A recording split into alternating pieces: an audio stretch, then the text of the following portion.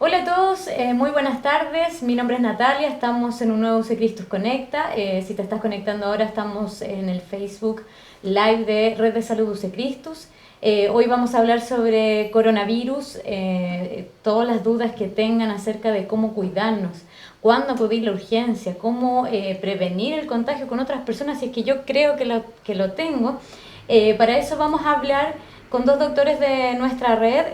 Estamos con la doctora Inés Cerón, bienvenida. Gracias. Ella es infectóloga y presidenta del programa de control de infecciones del Hospital Clínico, la Clínica UC y las áreas ambulatorias de nuestra red. Y además estamos con el doctor Alan Mix, bienvenido. Buenas tardes. Estamos con él, que él es urgenciólogo y además es jefe de urgencia del Hospital Clínico. Vamos a estar resolviendo tus dudas, tenemos algunas preguntas que nos han llegado, así que si tienes alguna consulta, déjalo en los comentarios y vamos a estar respondiendo en vivo. Hasta el momento la información entregada por el Ministerio de Salud es que al día de hoy tenemos 238 casos confirmados de personas contagiadas por coronavirus. Nos encontramos en una fase 4, donde debemos tener mucho más cuidado, porque si no esto se va a propagar mucho más. Así que para eso entremos como en un contexto antes de entregar las respuestas a quienes nos escribieron. Doctora, saber por qué, que yo creo que es la duda que tenemos mucho, ¿por qué este virus se propaga tan rápidamente? Bueno, este virus se puede transmitir tanto a través del contacto como también a través de las gotitas que uno expele al hablar, al estornudar, al toser, y eso hace que en el fondo tenga dos vías de contagio y hace que su transmisibilidad sea más fácil cuando uno está en contacto cercano, y cercano se considera que es a menos de 1 metro de otra persona que está en esa condición. ¿En qué casos o en qué situaciones nos tenemos que fijar de nuestros síntomas corporales para identificar que yo tengo un coronavirus? Bueno, o sea, en general la sintomatología de esta infección es bien parecida a la de la gripe, ¿ya? O sea, en el fondo, en general, las personas suelen tener fiebre más bien alta, mayor de 38 grados, tos, que la tos tiene la particularidad de que más bien suele ser una tos que seca, ¿ya?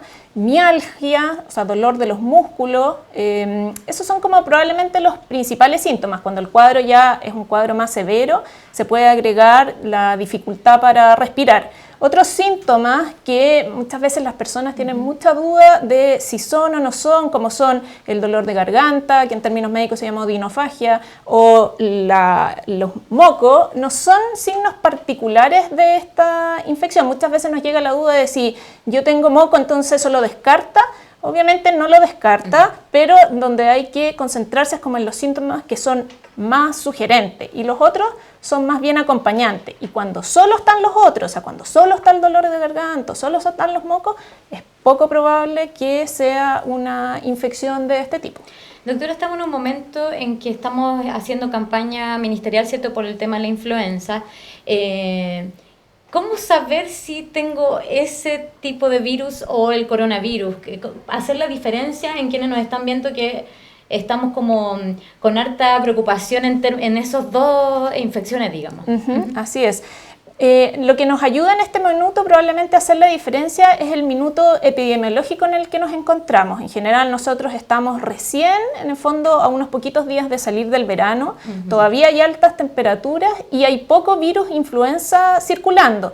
Por lo tanto, en el fondo, en este minuto, más bien si hay sintomatología de esas características, como las mencionaba anteriormente, uno tiende a pensar de que es poco probable de que sea una influenza, y es más probable en el fondo que sea un cuadro de coronavirus. Ahora, cuando nos empecemos a acercar más hacia el invierno, probablemente hacer la diferencia entre uno y otro va a ser muy difícil. Y por eso es que ha sido el llamado, y que en el fondo las personas se lo han tomado muy en serio, a vacunarse para tratar de que haya la menor cantidad de influenza dando vuelta. Este llamado también es importante llamar un poco a la calma, porque si bien es importante vacunarse, también estamos llamando a que no hayan aglomeraciones de personas. Como hay poquito virus influenza todavía dando vuelta, si no se pueden vacunar, o si van a un centro asistencial y ven que los vacunatorios están muy llenos, espere tranquilo en su casa y vuelva la próxima semana. Como hay poco virus influenza dando vuelta, todavía hay tiempo para hacerlo con calma y no correr a vacunarse, porque eso a la larga va a ser peor. Hay que vacunarse, pero hay tiempo para hacerlo. Y complementando eso desde el punto de vista de las vacunas, es por esa razón que la forma de ordenar la vacunación ha sido privilegiar a los grupos de riesgo, que son los que podrían tener eventualmente el mayor beneficio de la vacunación, de manera que a la vez son los que podrían presentar las complicaciones asociadas a la influenza. Entonces, como dice la doctora Cerón, entender que tenemos tiempo para vacunarse y la forma de hacerla en este minuto son aquellos que están seleccionados como tal. ¿Cuáles serían esos grupos de riesgo para que lo recordemos y que estén al tanto? Dentro de los grupos de riesgo están los dos extremos de las edades, ¿cierto? Están los menores de 2 años y los mayores de 65 años. Están las embarazadas y está todo el grupo de los pacientes que tienen alguna comorbilidad. Destacan dentro de esas las comorbilidades respiratorias, como son el asma, el EPOC, pero también es parte del Programa Nacional de Inmunización para los diabéticos, los hipertensos. Doctor, también nos llegaron algunas consultas acerca de cuándo realmente acudir a la urgencia. ¿Es necesario ir a la urgencia inmediatamente? ¿Voy a una consulta con algún doctor, no sé, medicina general? ¿Cuál es el paso a seguir para las personas que tienen duda en este momento y creen tener el coronavirus? Si pensamos que en el año pasado, y nos olvidamos un poquito con lo difícil que es, pero del coronavirus, podemos recordar que anualmente, en este periodo del año, siempre empiezan a aparecer los resfríos y todas las enfermedades respiratorias altas, principalmente, que tienen que ver con los moquitos, con malestares generales. Muchos de nosotros tenemos un resfrío y no consultamos necesariamente al médico. Esperamos un par de días, tomamos algún medicamento, un poco de reposo y nos sentimos bien y seguimos trabajando. Desde la perspectiva de la protección de la salud, eso no ha cambiado mayormente. Si uno tiene pocos síntomas, es probable que no necesite una atención médica más avanzada. Es posible que en este contexto nacional que estamos viviendo, sí uno esté con el coronavirus, pero eso no es sinónimo de que requiera ir a una urgencia. El problema que se ha visto en el hemisferio norte, en los países que van más adelantados en esta pandemia que nosotros, es que son tantos los que se contagian, que consultan en los servicios de urgencia, que colapsan los servicios de urgencia. Y a medida que van pasando las semanas, empiezan a aparecer los pacientes que se complican, que hacen neumonias, que requieren hospitalizarse. Si tienes el servicio de urgencia lleno de pacientes que quizás podrían haber resuelto su consulta de una forma distinta, cuesta más darle la oportunidad de atención a aquellos que bajo ningún otro punto podrían haberse atendido ambulatoriamente, sino que requieren de lo que les podemos ofrecer en una urgencia.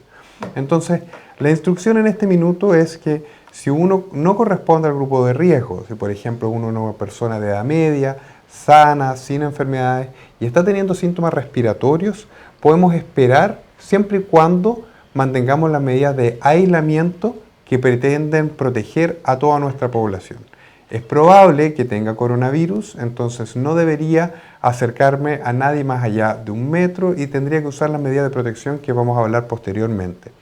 Si tengo dudas, puedo resolver esas dudas con una atención médica fuera de la urgencia.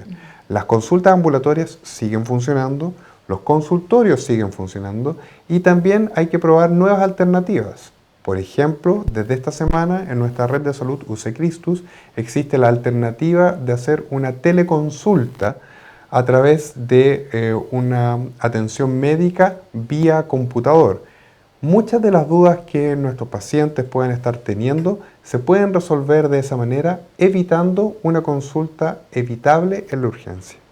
Perfecto, ahí está súper clarita la respuesta del doctor sobre telemedicina. Si quieren saber más información pueden ingresar a nuestra web www.uccristus.cl y ahí pueden agendar una hora con los médicos que están disponibles, ¿cierto?, para hacerlo a través desde el hogar. Si te estás conectando ahora recién a nuestro Facebook y también a nuestro Instagram, estamos en un nuevo UC Christus Conecta. Estamos resolviendo todas las dudas en relación a cómo cuidarnos frente al coronavirus, cuándo acudir a la urgencia, qué medidas de prevención podemos tomar para que no sigamos expandiendo este virus, ¿cierto?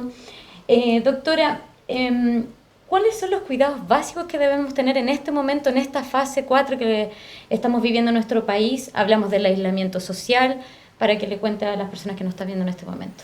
Okay. Bueno, el llamado más importante es a mantenerse en sus casas, ¿ya? O sea, en el fondo, si alguien tiene que circular porque tiene que hacer algo, tratar de que sean absolutamente las cosas que sean más imprescindibles.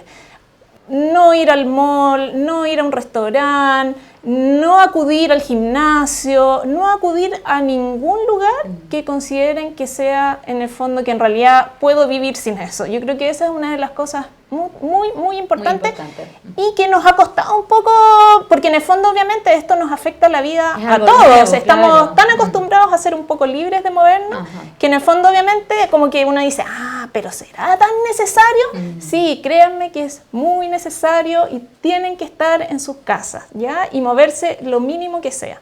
Segundo, y que se ha hablado mucho en el fondo de la importancia de la higiene de manos, como les decía anteriormente, en el fondo este virus se contagia también por superficies que estén contaminadas y por eso es tan relevante en el fondo el hacer higiene de manos. ¿Cómo hacerlo? Se los vamos a mostrar gráficamente más ratito, pero básicamente en el fondo sirve el uso del alcohol gel, pero no se asuste si en su casa no ha logrado conseguir alcohol gel, las farmacias, está todo agotado el alcohol gel. No importa, uno puede hacer higiene de manos en la casa con agua y jabón común. Lo importante es que sea muy frecuente. Eso es muy importante. Otras cosas, lo de la higiene de la tos, si uno va a toser, acordarse de toser en el codo y no en las manos. Ya, si va a estornudar, que sea con papel desechable, eliminarlo y después de eso lavarse las manos. Y efectivamente el tema del aislamiento social, el tratar de estar a más de 1 metro, si por alguna razón en el fondo todavía está trabajando y van, por ejemplo, al casino a almorzar, o sea, en el fondo tomar y las precauciones de sentarse aislados, aunque parezca que en el fondo nos vamos a transformar en personas muy individualistas, pero en el fondo es porque nos estamos protegiendo nosotros mismos. Perfecto. Hay algunos que nos están preguntando si pueden dejar preguntas en los comentarios, no hay ningún problema, vamos a estar resolviendo la mayor cantidad de preguntas que nos lleguen.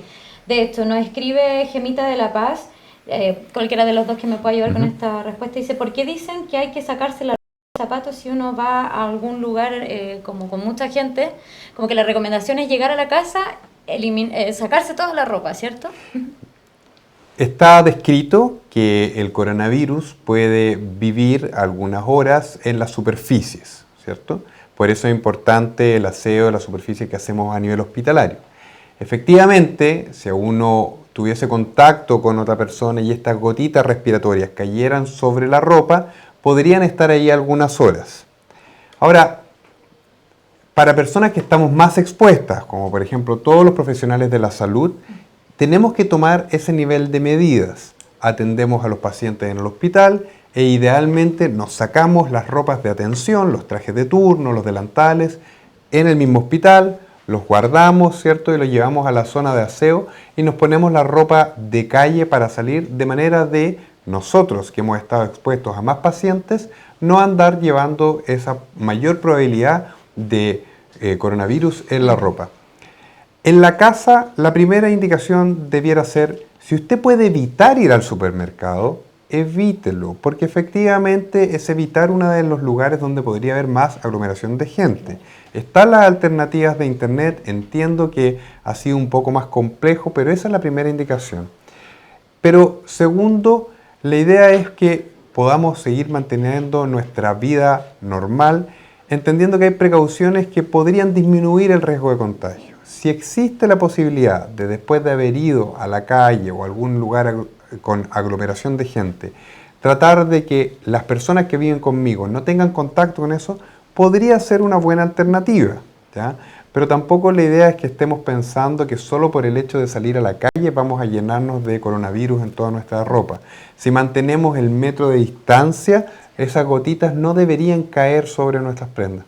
No sé si quieres comentar algo. Eso es algo importante a lo mejor de hablar, porque a lo mejor la gente cree que está en el aire el virus. ¿Cómo podemos...? No, eso es bien importante. O sea, en el fondo, este virus, que en general se caracteriza porque en términos médicos se dice que va en una gota gruesa y precipita rápidamente, a corta distancia. Y esa gota gruesa en general precipita a menos de 1 metro. Entonces no queda suspendido en el aire y por eso es que si uno va por la calle, no es que en ese minuto se vaya a contagiar. De hecho, bueno, yo he visto mucha gente en la calle con mascarilla, va caminando solo, no hay nadie más en la calle. La verdad es que es una medida que no es necesaria. También me ha tocado ver en la calle personas con guantes. Eso tampoco es una medida, o sea, en el fondo muchas veces se piensa que el guante reemplaza la higiene de manos y porque como estoy con guantes no me higienizo las manos. ¿Y cuándo es recomendable, por ejemplo, usar ese tipo de objetos?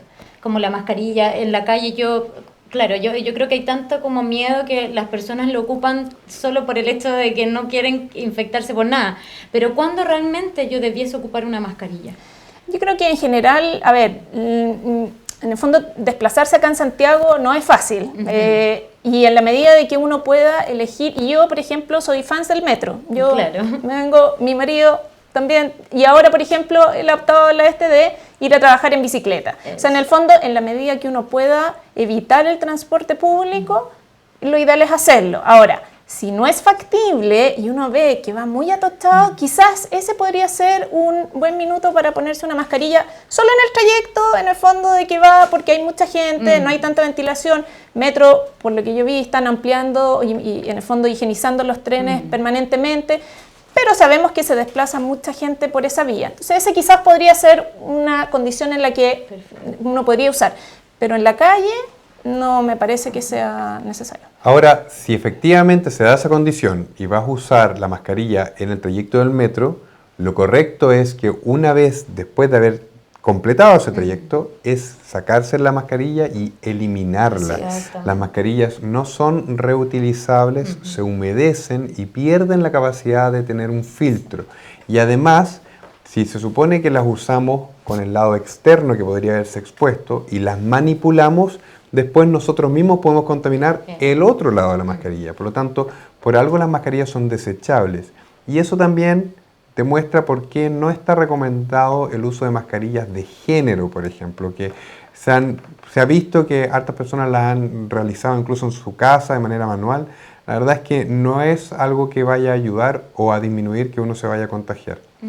Doctor, en estos casos que nosotros, las personas, no sé, que tengan duda en este momento de que tengan coronavirus, según los síntomas que hemos hablado, ¿cuáles son las medidas de prevención que tienen que tener yendo a un centro asistencial? Porque me imagino que tienen que tener cuidado, si no podemos seguir propagando esto. La red asistencial de urgencia se ha preparado dividiendo a los pacientes entre aquellos que consultan por cuadros respiratorios de los que no. Para poder dejarlo claro, si uno es una persona sana que se tropezó y viene porque se dobló el tobillo, no sería lo ideal mezclarlo al lado de una persona que efectivamente viene por un cuadro respiratorio. Nosotros acá en la red y otros también han tomado esa decisión de dividir la urgencia entre respiratoria y no respiratoria. Y dentro de la urgencia respiratoria va a pasar un proceso de categorización dentro de la cual el equipo de salud va a priorizar su atención entendiendo que si lo estiman pertinente va a pasar prontamente a un box. El equipo de salud va a tomar las medidas de protección necesarias, que son las mascarillas, la protección ocular, guantes y pechera, y van a atender al paciente en su respectivo box, que eventualmente puede tener la indicación de volver a su casa, y ese box, para tranquilidad de todos nuestros pacientes, va a pasar por un proceso de limpieza estandarizado que asegura que no quede ningún resto de virus en ese espacio y permita que, de forma segura, atendamos al siguiente paciente. Quizás una pequeña acotación, es que es muy importante y hacemos un llamado a aquellos pacientes que consultan porque sospechan que tienen síntomas respiratorios y sospechan que eventualmente pudiera ser coronavirus.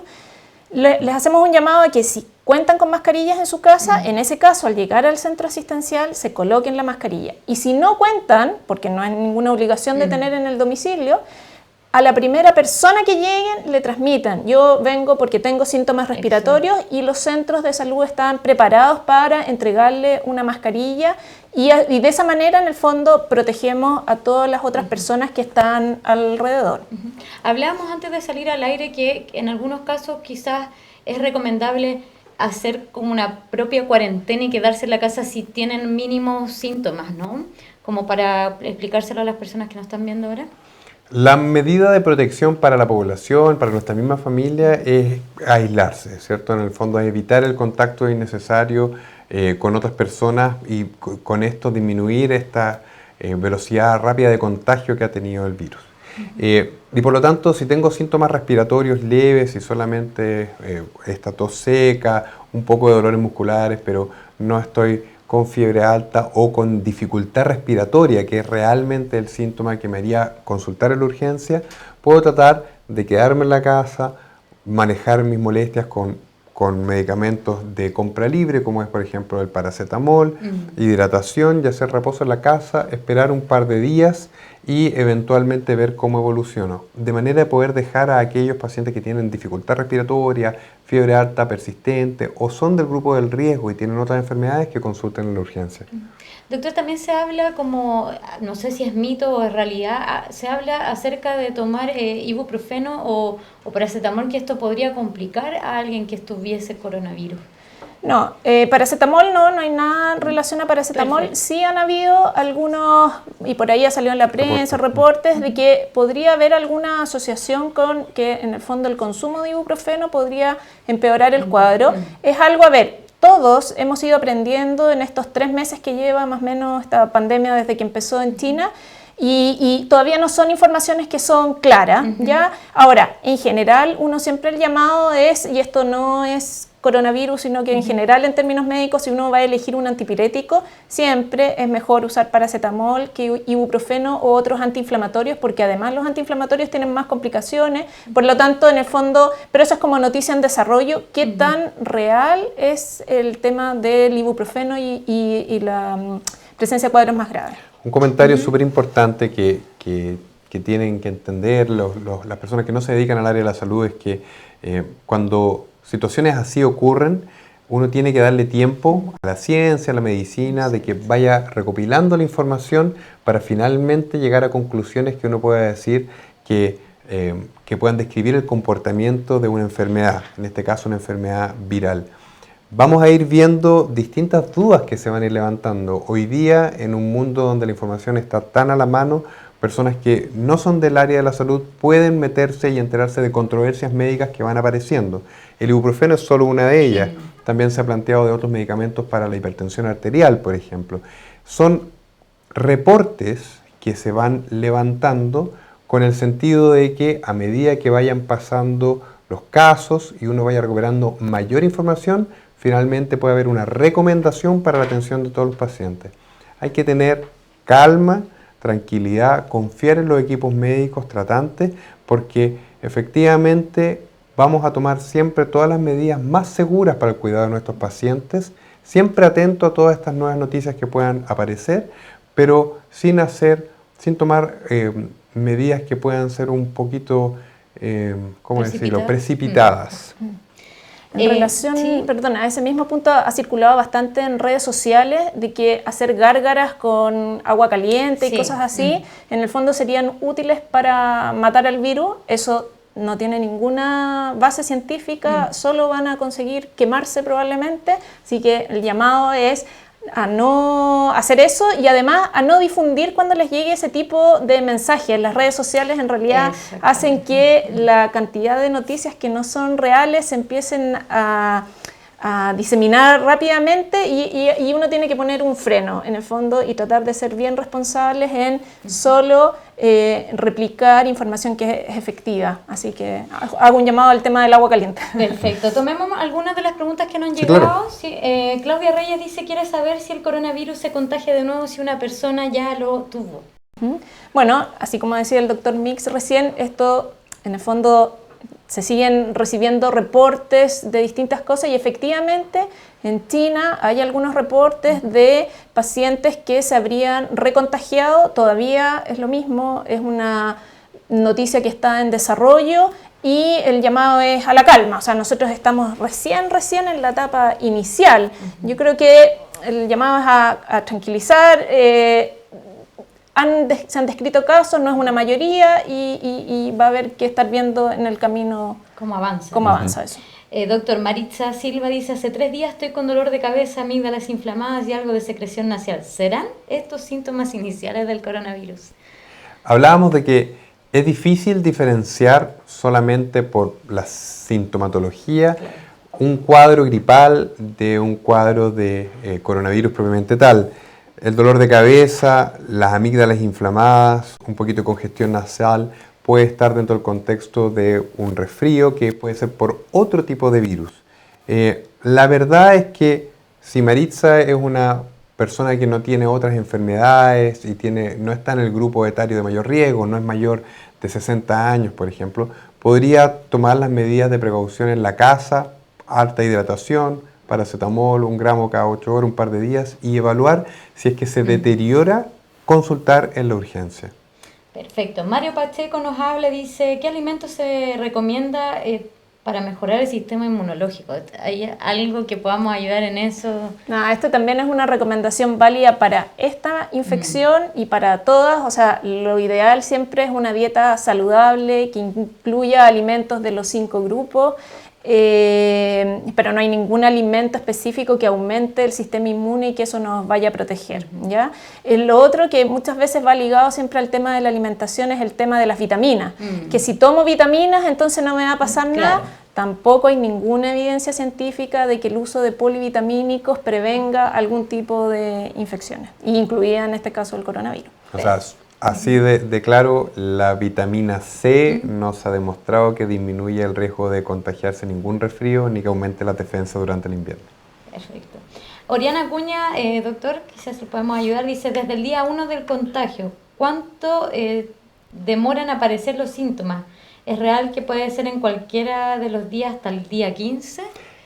Sí, se ha hablado mucho de que este aislamiento que se recomienda debe ser de 14 días.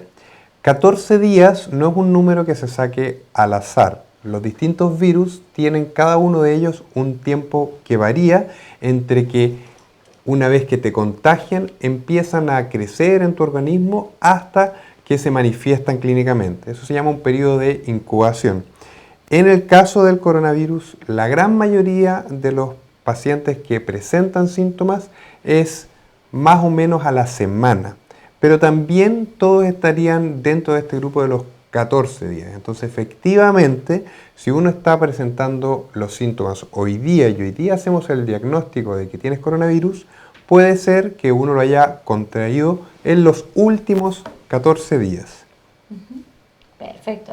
Elizabeth Verdugo dice, ¿realmente estamos llenos de bacterias, sobre todo con el plomo que tenemos en Santiago, las bacterias se esconden? Es que nuestra ciudad está mucho más expuesta quizás a Santiago, sobre todo los que están viendo en este momento. A ver, yo creo que ahí hay dos cosas. Una, sí, efectivamente nuestro cuerpo está lleno de bacterias, en el fondo tenemos lleno de bacterias en el tubo digestivo, tenemos lleno de bacterias la piel, pero eso es lo que se llama la microbiota y hace los últimos años se ha venido hablando mucho del microbioma, de la microbiota, y son bacterias que de hecho son beneficiosas para nuestro organismo y que efectivamente cuando esta microbiota por alguna razón se altera, al contrario, se ha descrito de que pudiera asociarse a enfermedades. Ahora, eso no tiene nada que ver con el plomo, y ahí la verdad es que no tengo mayor... Pero más que responder Sí. quizás del plomo, en nuestra ciudad está Ahí expuesta... yo te puedo hacer un comentario que la verdad es que si estos cuadros virales lo que en general producen son síntomas respiratorios, si una persona tiene, por ejemplo, un cuadro como asma, además tiene una infección respiratoria y estamos en uno de los días más contaminados del año, esa hiperreactividad bronquial por los contaminantes que están en el ambiente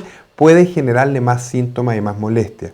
Los pacientes que tienen enfermedades respiratorias y viven en las grandes ciudades más contaminadas, efectivamente tienen más cuadros de obstrucción respiratoria y más consultas en la urgencia. Eso es algo que es una realidad y bueno, la recomendación quizás en este minuto es no exponerse a momentos del año donde las calles estén muy contaminadas, que todos ustedes conocen como son las preemergencias y las emergencias ambientales, que se toman medidas como por ejemplo suspensión de las actividades deportivas. Es probable que con las medidas nacionales que se tomen en los próximos días, esto de una manera colateral disminuya la contaminación ambiente, lo cual va a ser bueno para estos pacientes que tienen enfermedades respiratorias. Vamos pasemos la parte como más interactiva para que nuestro público que nos está viendo en este momento conozca cómo es la correcta higiene del lavado de manos con alcohol gel, que es algo que todo el mundo está tratando de obtener porque, bueno, hablando antes de eso, ¿es mejor el alcohol gel o el lavado de manos con jabón? Buena pregunta. Son igualmente efectivos, por eso yo decía anteriormente, había mucha psicosis, podría ser incluso por adquirir alcohol gel, y de hecho yo hoy día en la mañana pasé por una farmacia y entré a comprar otra cosa, y entraron muchas personas a pedir alcohol gel. No tenemos alcohol gel. No hay que caer en la desesperación por el hecho de no tener alcohol gel, porque la higiene de manos con agua y jabón corriente que uno tiene en su casa es igualmente efectivo. Perfecto. Vamos entonces a ver, pasemos los tres a este lugar. Tenemos acá un alcohol gel y tenemos dos tipos de mascarilla. Vamos primero con el tema del alcohol gel. ¿Cómo, si podemos mostrar a través de la cámara, cuál es el paso a seguir correcto para hacer el lavado de manos? Ok.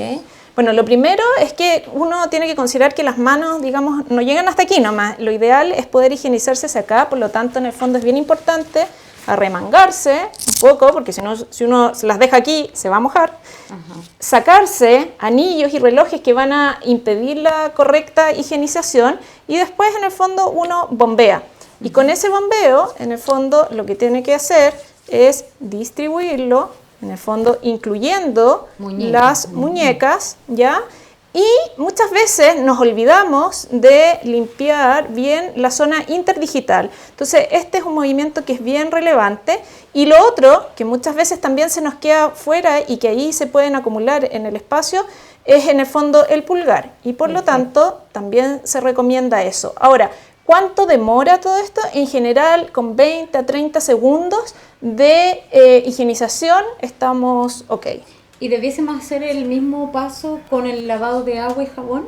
Exactamente lo mismo, sí, exactamente lo mismo. Con agua y jabón a veces es un poquito más largo, porque en el fondo implica que uno tiene que abrir la llave, primero mojarse las manos, después restregar, pero lo importante es que el periodo en que uno se está restregando y haciendo estos movimientos debe ser entre 20 y 30 segundos. El proceso completo, desde que uno abre la llave hasta que termina de secarse y la vuelve a cerrar, es un poco más largo que en el alcohol gel, pero la fricción es el mismo periodo de tiempo, 20 a 30 segundos. No sé si podemos volver a repetir por el tema de los movimientos quizá, y que sea un poco más cercano a la pantalla. Ok, perdón. Entonces, lo primero, recordamos, sacar relojes, anillos, bombear. Se puede acercar un poquito más, doctor. Y en el fondo lo importante es primero distribuirlo por la palma y en el fondo por el dorso, y no olvidar el hacer la limpieza interdigital y el dedo pulgar. En el fondo ese es el movimiento, y el movimiento final es ese que limpia además las puntas de los dedos, que a veces con el resto del movimiento se nos pueden escapar. Perfecto. Y tenemos dos tipos de mascarillas, ¿cierto? Si nos podemos juntar un poquito. Sí, claro. Tenemos dos mascarillas sobre la mesa. Mantén el alcohol gel, porque si realmente tenemos la indicación del uso de la mascarilla, la idea es proteger nuestra boca y nuestra nariz de respirar esas partículas que podrían tener virus. Entonces, como estamos hablando que esto puede estar en las superficies, lo primero, si voy a usar las mascarillas, es higienizarme las manos, porque voy a usar las mismas manos para ponerme la mascarilla. Claro. Entonces, me bombeo, ¿cierto? Hago los movimientos correspondientes que acabamos de ver, ¿cierto? Y posteriormente tomo la mascarilla. La mascarilla de uso habitual quirúrgica, ¿cierto? Tiene una región que está con un alambre que permite adecuarla a la superficie nasal. La apoyamos y hacemos que se adhiera a nuestra cara y la aseguramos atrás. Sobre las orejas. Sobre las orejas. Perfecto. He visto en la calle mucha gente que las está usando así. Esto es incompleto, porque si me pongo de lado todavía tengo toda esta zona expuesta.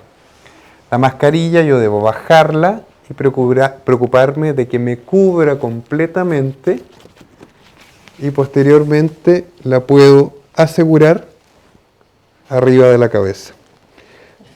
De esta manera estoy cubriendo toda la región nasal y oral de que no vayan a entrar partículas. Y posteriormente es importante al momento de eliminarla, entender que la voy a manipular. Entonces, bueno, siempre es bueno disminuir la carga viral que pueda tener en mis manitos y o la desarmo o si no son rompibles y la idea es eliminarla inmediatamente y posteriormente hacer nuevamente la higienización de las manos. Hablábamos que las mascarillas solo duran un momento, nada más. ¿Cuánto este tipo de mascarilla que recién usamos, cuánto aproximadamente me dura o yo debiese cambiarla por otra nueva? Primero, clarificar que yo debiera usarla en el momento que la necesito. O sea, cuando estoy en cercanía a menos de 1 metro de otra persona que eventualmente pudiese estar contagiada. Siendo así, estas mascarillas deberían durar hasta un par de horas. Más allá de 2 horas, podría ser que ya empiece a disminuir su efectividad. Mascarillas más avanzadas como esta, o mascarillas que tienen incluso unos filtros especializados, están indicadas en el grupo de los profesionales de la salud que nos acercamos a la cavidad oral propiamente tal en algunos procedimientos. Supongamos que, por ejemplo, existe la necesidad urgente de hacer una intervención dental. Vamos a estar trabajando en la zona donde sabemos que podría haber emanación de estas partículas y por lo tanto es necesario tomar medidas adicionales y una de ellas son este tipo de mascarillas. Para el resto de las indicaciones de mascarilla, una mascarilla quirúrgica habitual cumple con todas las indicaciones necesarias para poder protegernos. Perfecto. Y una observación de cosas que también uno ve frecuentemente, el doctor hacía mención de las tiras colgando hacia abajo, y lo otro que también ha sido frecuente es el ponerla bajo la nariz. Eso tampoco sirve, o sea, en el fondo, como muy bien explicaba el doctor, debe cubrir nariz y boca para que realmente sea efectiva.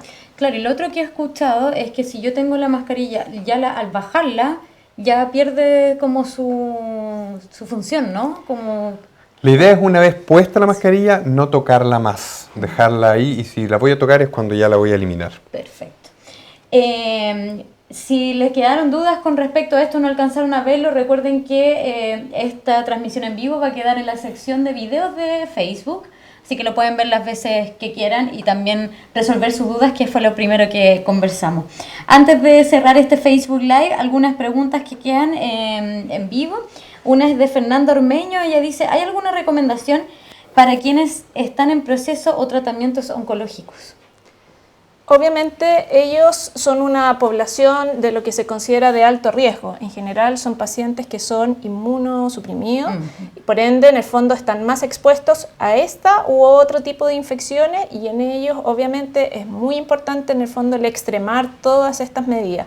O sea, en el fondo tanto el paciente propiamente tal de hacer cuarentena lo más que pueda en su domicilio y desplazarse solo frente a pequeñas, a cosas que sean muy necesarias, y también es muy importante la protección que la familia del paciente oncológico puede proporcionar. O sea, no basta que solo el paciente oncológico se cuide, también el entorno es muy importante, porque puede ser que él esté encerrado en su casa, pero si sus familiares andan circulando libremente, de todas maneras lo podrían llegar a contagiar. Perfecto. Y nos llega de Carla Galás, dice, ¿qué pasa con las mascarillas de tela que se hacen con tela impermeables? Hay harta gente que está haciendo sus propias mascarillas, ¿es recomendable? ¿Funcionan? Como lo comentábamos previamente, las mascarillas que son realizadas en la casa tienen varios problemas. El primero de ellos es que no está demostrado que sirva, entonces no es algo que podemos recomendar. Pero además tenemos conocimiento de que puede incluso generar el efecto contrario, porque tenemos una mascarilla que no está diseñada para ser desechable, sino que está diseñada para reutilizarse. Y cada vez que la manipulamos, aumentamos el riesgo que nosotros mismos dejemos partículas o presencia del virus en cualquiera de los dos lados de la mascarilla. Por lo tanto, no existe una indicación de generar y de usar una mascarilla que sea reutilizable, y eso deja fuera todas las mascarillas que son de tela. Perfecto. Y doctora, la última pregunta dice Maribel Ulloa, tengo una hija asmática alérgica de 2 años y comienza con su cuadro respiratorio, que es normal en esta fecha. No han salido de la casa y generalmente manejamos todo desde la casa. ¿Es necesario llevarla a un servicio de urgencia como para que ella... ¿O es el momento de llevarla a un servicio de urgencia en este momento? No, reafirmando lo que ha dicho el doctor Mix, en el fondo lo ideal es que si ella está estable en este minuto, evite el concurrir a los servicios de urgencia. En el fondo los servicios de urgencia, donde hay pacientes que están consultando por estas sospechas, en el fondo finalmente se expone a más de riesgo y debieran traerla a consultar solo en el caso de que tenga probablemente dificultad respiratoria o que ellos vean que en el fondo no es su condición basal y que se está agravando. Ese es el momento de consultar. Si no, va a estar mucho más segura en su domicilio que acá. Perfecto. Y nos llegó justo la última pregunta, doctor, si usted nos puede ayudar. Leonor Mondaca dice, hola, ¿cada cuántas veces debo hacer el uso del alcohol gel? ¿Es necesario un lavado de mano con agua y jabón, además del alcohol gel? El lavado con agua y jabón y el lavado con alcohol gel, la verdad es que reemplaza uno al otro, por lo tanto no es necesario después de haberme lavado las manos con agua y jabón, echarme alcohol gel. ¿Cuántas veces? Va a depender de qué estoy haciendo y dónde estoy. Nosotros cuando atendemos pacientes, por cada vez que entramos al box nos hacemos higienización de las manos. Pero si estoy, por ejemplo, en contacto con otras personas, si efectivamente todavía estoy trabajando, soy un cajero en un supermercado y tengo contacto con otras personas, cada vez que tenga esos contactos debería higienizarme las manos después. Lo mismo si voy a tener contacto con superficies que podrían estar contaminadas, me tengo que higienizar las manos. No está contraindicado y no hay un número máximo de higienización de las manos.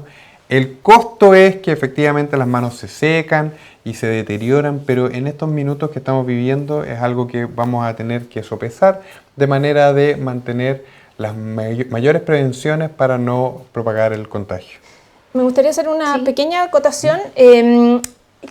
Es importante, si bien hemos hablado todo el rato que higiene de manos con alcohol gel o con agua y jabón son igualmente efectivas, hay una pequeña salvedad que es importante hacerlo. Sí. Alcohol gel funciona bien en unas manos que están visiblemente limpias. Si yo tengo residuos orgánicos o tengo tierra en las manos o lo que sea, ahí lo que corresponde es hacerse higiene con agua y jabón, porque en el fondo hay que hacer un arrastre mecánico de este material inorgánico que me está ensuciando las manos. En el fondo ahí, en ese caso, no solo necesito higienizarla de bacterias o de virus, sino que también necesito limpiarla de la materia orgánica. Eso creo que es bien importante tenerlo presente en la casa. Y también hay algunos alcohol gel y personas que están usando recurrentemente que después de un par de aplicaciones quedan con restos de alcohol gel que está como más seco.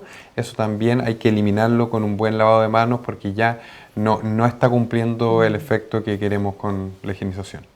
Muy buen aporte, muchas gracias a ambos por responder todas las dudas que nos llegaron y también por mostrar estos ejemplos. Como les contaba, entonces este video va a quedar en la sección de Facebook y ustedes pueden volver a verlo las veces que gusten. Atentos a nuestras redes sociales porque estamos subiendo contenido diariamente para diferentes tipos de personas embarazadas, en caso de ancianos, de niños. Vamos a estar respondiendo a toda la comunidad en el fondo. ¿Algún mensaje final de cada uno para las personas que nos están viendo para cerrar esta transmisión en vivo? No, un llamado a la calma. Yo sé que en el fondo los últimos días han sido bastante vertiginosos para todos, ¿ya? Pero es importante que esta sensación en el fondo de que estamos viviendo una situación que probablemente ninguno de nosotros ha vivido nunca a nivel mundial, que no nos haga perder, digamos, la calma, ¿ya? Todas las personas que trabajamos en temas de salud estamos trabajando por brindar la salud lo mejor que se puede, en las mejores condiciones para prevenirlos a ustedes y eso mismo, pero necesitamos la colaboración de todas las personas y la colaboración de toda la comunidad es seguir las indicaciones, permanecer en sus hogares, no andar, lo que decíamos, con mascarillas en la calle si no se justifica, ya higienizarse las manos y el llamado es a eso, a cumplir eso y no a sobre reaccionar, porque esa sobrereacción a veces nos puede llevar a cometer acciones que no son las más prudentes y que finalmente nos exponen a riesgo. Así que un llamado a la tranquilidad, ¿ya? Y a la cooperación de parte de toda la comunidad. Perfecto. Y de la misma manera reforzar que el uso de los servicios de urgencia tenemos que privilegiarlos para aquellos que están con alguna complicación mayor, principalmente con dificultad respiratoria o efectivamente que tiene alguna enfermedad de base que pueda estar en estos minutos alterada. Para todas las consultas menores que uno sabe que en un invierno pasado o si no hubiese coronavirus no hubiese consultado, puede resolverlo en la consulta ambulatoria o bien en estas medidas como por ejemplo la telemedicina. Con eso podremos estar disponibles nuestras urgencias para atender a todos los pacientes que realmente lo requieran y así juntos poder vencer esta pandemia del coronavirus. Perfecto. Toda nuestra información entonces a través de nuestro sitio web www.uccristos.cl. Muchas gracias por venir y estamos en más contacto a través de nuestras redes sociales. Chao. Adiós.